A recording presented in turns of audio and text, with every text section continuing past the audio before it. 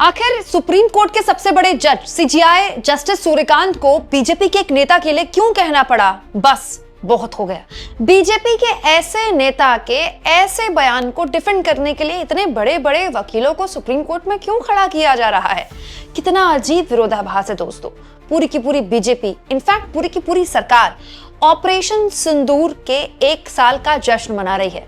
खुद पीएम हो, चाहे एचएम हो, चाहे राजनाथ सिंह हो, सबके आप डीपीज उठा लीजिए, मतलब उनके सोशल मीडिया एक्स का प्रोफाइल पिक उठा लीजिए, हमारे मोदी जी के यूट्यूब चैनल की प्रोफाइल पिक उठा लीजिए, सब में ऑपरेशन सिंदूर को सेलिब्रेट किया जा रहा है और किया भी जाना चाहिए दोस्तों।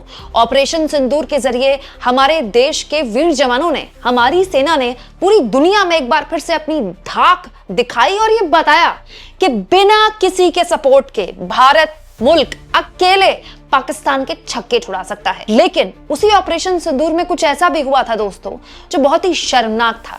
अब 1 साल होने के बावजूद भी जब इस पूरे मामले में एक्शन नहीं हुआ तो सुप्रीम कोर्ट के सबसे बड़े जज जस्टिस सूर्यकांत को कहना पड़ा बस बहुत हो गया। दोस्तों आपको याद होगा कर्नल सोफिया कुरैशी, ये वो चेहरा था जो देश में महिला सशक्तिकरण का सबसे बड़ा चेहरा बन गया और हिंदू मुसलमान भाईचारे का एक मिसाल बन गया। दोस्तों जब ऑपरेशन सिंदूर को लेकर ब्रीफिंग होती थी तो कर्नल सोफिया कुरैशी और wing commander Vyomika Singh briefing करती थी हर शाम पूरी दुनिया को एक संदेश जाता था कि हमारे देश में महिलाओं का क्या स्टेचर है, सेना के अंदर महिलाओं को कितनी तवज्जो दी जाती है और ये जो पूरा आतंकी हमला हिंदू मुसलमान के बीच में खाई पैदा करने के लिए करवाया गया था, उनके मुंह पर भी एक तमाचा था कर्नल सोफिया कुरैशी का हर दिन ब्रीफिंग करना। लेकिन इस बीच बीजेपी के एक नेता के बारे में आपने खूब सुना होगा दोस्तों। बीजेपी के मध्य प्रदेश के मंत्री हैं कुंवर विजय शाह। उन्होंने कर्नल सोफिया कुरैशी के लिए आतंकियों की बहन बोल दिया था। याद होगा आपको, उन्होंने कहा था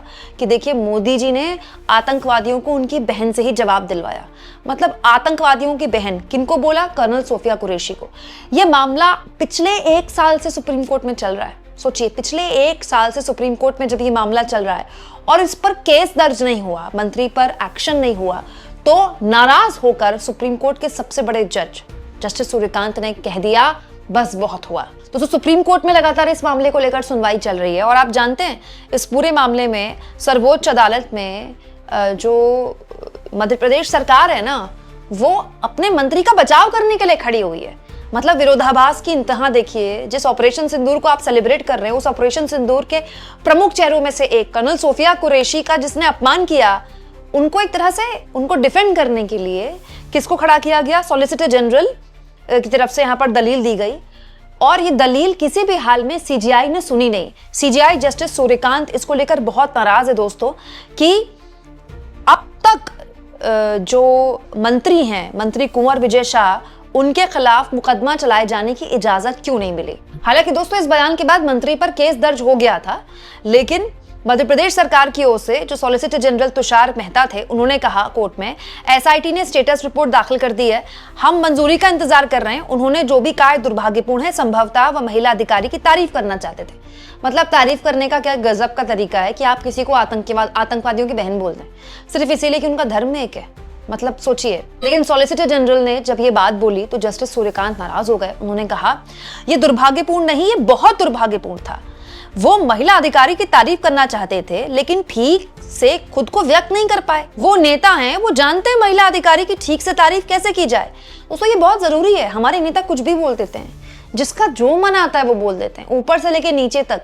कभी कोई सड़कों को हेमा मालिनी के गालों से तुलना कर देता है, कभी कोई किसी को 50 करोड़ की गर्लफ्रेंड बोल देता है। आपको तो पता ही है हमारे देश में कैसे कैसे बयान दिए जाते हैं महिलाओं को लेकर।